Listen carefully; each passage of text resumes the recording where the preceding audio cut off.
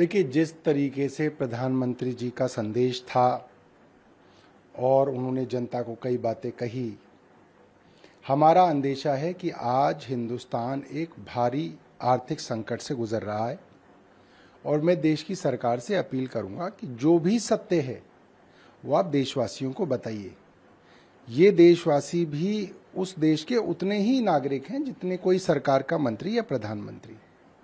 ये बात सब समझ रहे थे कि 5 राज्यों के चुनावों के बाद तेल, पेट्रोल के, डीजल के दाम जो है बढ़ेंगे और मेरा मानना है कि आने वाले दिनों में और बढ़ेंगे और बार बार पेट्रोल, डीजल के दाम 2-2, 5-5 रुपए करके आगे बढ़ाए जाएंगे। एक्सपोर्ट्स इंडिया के कम हो रहे हैं, इंपोर्ट्स बढ़ रहे हैं, ट्रेड डेफिसिट बढ़ता जा रहा है, डॉलर के बनाम रुपया गिर रहा है। जो बच्चे इंजीनियरिंग पास कर रहे हैं, उनकी एमबीए पास कर रहे हैं, उनकी नौकरियां नहीं लग रही हैं। जो नौकरियों में थे उनको कंपनियां निकाल रही हैं। कई सारी चीजें हैं। देश की सरकार को जनता को बताना चाहिए कि इस वक्त क्या स्थिति है, ताकि जनता साथ मिलकर कुछ कर सके। कहा कि सच्चाई की जीत हुई है क्योंकि दिल्ली शराब नीति केस अब दूसरी बेंच को ट्रांसफर कर दिया गया है। देखिए, अरविंद केजरीवाल जी और जितने और नेता थे, उन्होंने इस बेंच को हाथ जोड़ के प्रार्थना की कि भाई आप इस केस को किसी दूसरी बेंच को दे दीजिए, क्योंकि हमारे दिल में एक रीजनेबल एप्रीहेंशन है कि हमें इस बेंच से न्याय नहीं मिलेगा। फिर भी जस्टिस स्वर्णकांता शर्मा ने उस केस को सुनने की बात कही। 3 बार तारीखें दी, वो आई नहीं और फिर अब उन्होंने इस केस को दूसरे बेंच को ट्रांसफर कर दिया और फिर उन्होंने कंटेम्प्ट की प्रोसीडिंग्स आम आदमी पार्टी के कई नेताओं के ऊपर शुरू कर दी।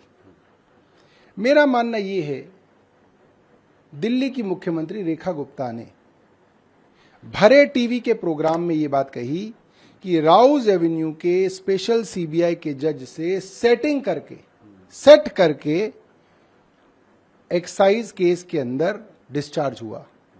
हम लोगों ने इसको कई बार मीडिया में उठाया, सोशल मीडिया में उठाया। मैंने खुद दिल्ली हाई कोर्ट के रजिस्ट्रार साहब को पत्र लिखा है 31 मार्च को कि इसके ऊपर आप कंटेम्प्ट प्रोसीडिंग शुरू करिए।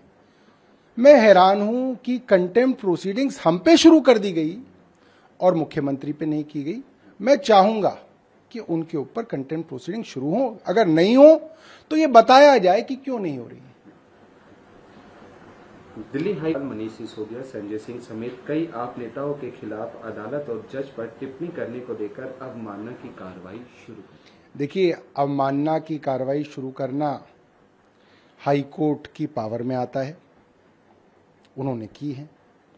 हमारा सिर्फ दर्द इतना है कि दिल्ली की मुख्यमंत्री रेखा गुप्ता ने खुलेआम अदालत की अवमानना की। उन्होंने कहा कि राउज एवेन्यू का स्पेशल सीबीआई कोर्ट, जिसने अरविंद केजरीवाल और नेताओं को एक्साइज कोर्ट के अंदर डिस्चार्ज किया, उससे सेट था, यानी कि भ्रष्टाचार था और इसके ऊपर कोई अवमानना आज तक नहीं हुई। क्या हाई कोर्ट के जजेस टीवी नहीं देखते, सोशल मीडिया नहीं देखते? अगर नहीं देखते तो मैंने तो चिट्ठी लिखी है दिल्ली हाई कोर्ट के रजिस्ट्रार साहब को। मैंने 31 मार्च को चिट्ठी लिख के कहा है कि आप अवमानना की प्रोसीडिंग शुरू कीजिए। क्यों नहीं की जा रही? इस बात पे कोई तो जवाब दे। जस्टिस स्वर्णकांता शर्मा ही बता दें, दिल्ली हाई कोर्ट के चीफ जस्टिस साहब बता दें, क्योंकि देखिए, मैं नहीं कर सकता कंटेम्प्ट प्रोसीडिंग, ये हाई कोर्ट को ही करनी पड़ेगी। तो इसके बारे में कुछ तो होना चाहिए। प्रधानमंत्री नरेंद्र आज से 5 देशों के दौरे पर जा रहे हैं। सबसे पहले वो यूएई जाएंगे। यह दौरा ऐसे समय पर हो रहा है जब ईरान और अमेरिका, इजराइल के बीच तनाव बहुत बढ़ रहा है। देखिए, वो तो जब जंग शुरू होने वाली थी उससे एक दिन पहले भी इजराइल गए थे और कई लोग मान रहे हैं कि उन्हें मालूम था कि इजराइल और ईरान की जंग होने वाली है। प्रधानमंत्री ने अभी कुछ दिनों पहले देश की जनता को कहा, फॉरेन ट्रैवल बंद कर दो। किसी के बच्चे बाहर हैं तो भी वो ना जाएगा, किसी की माँ बीमार है तो भी वो नहीं आए ना जाए। और प्रधानमंत्री खुद फॉरेन ट्रैवल 5 दिन के लिए निकल गए। तो ऐसे देश किस तरीके से प्रधानमंत्री जी के ऊपर विश्वास करे जहां कथनी और करनी में इतना फर्क हो।